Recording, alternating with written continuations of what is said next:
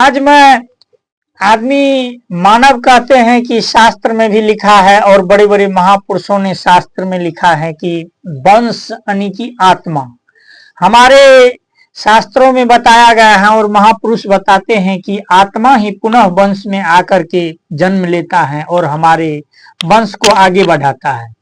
जिस कारण से महापुरुषों ने और ब्राह्मणों ने हमें तर्पण आदि दान नियम को बताते हैं, जिससे कि हमारे पूर्वज खुश होंगे तर्पण से, तो हमारे वंश में अच्छे पुत्र उत्पन्न होगा और हमारा वंश आगे बढ़ेगा।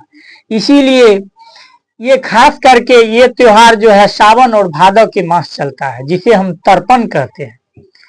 और आज मैं उसी वंश के तर्पण पर एक कविता लिखे हैं जिसका शीर्षक है वंश का तर्पण। हम जो पानी तर्पण करते हैं अपने पितृ को, और ये शास्त्रों में बताया गया है हम जो पितृ को तर्पण करते हैं, दान करते हैं, वो पितृ तक प्राप्त होता है और हमारे पितृ खुश होकर के हमारे वंश में अच्छे पुत्र और पुत्रियां अच्छे आत्मा के रूप में भेजते हैं, जो कि हमारे वंश को आगे बढ़ाने में काम करता है और हमें नाम करता है।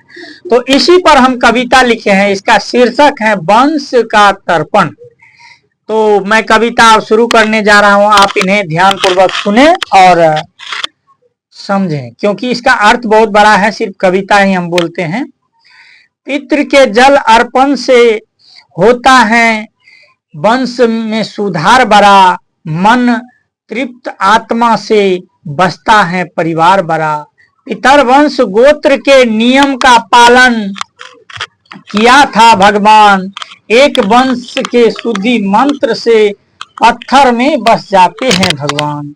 उत्तम पुत्र प्राप्ति खातिर तर्पण नियम दान, नहीं तो जन्म हो जाता है वर्ण संकर अभिमान।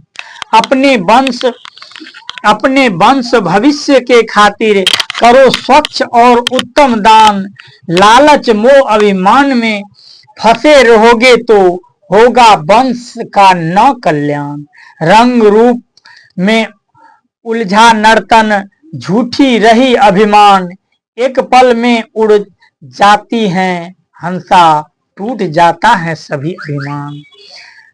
शास्त्र है तर्पण मानव जीवन होता है उन्मुक्त बड़ा, देवी देवता की जगह मिले न गृह स्थल में, रहता है जीवन में संघर्ष और शून्य पड़ा। कठपुतली का काठ कठोर तन मानव का शरीर बना, सोच रखते हैं ऊंची फिर भी रहता शरीर निर्मल, मन चोर बड़ा। मानव जीवन वंश उड़ासन विश्व जीव बसाया है, तर्पण पितृलोक के खातिर मानव को सृष्टि में श्रेष्ठ जीव बताया है। गोत्र ज्ञान की बड़ी उजियारा जन चेतना लाते हैं, इससे धन्य हुआ है मानव, महापुरुषों ने बताते हैं। पितृ के जन तर्पण से होती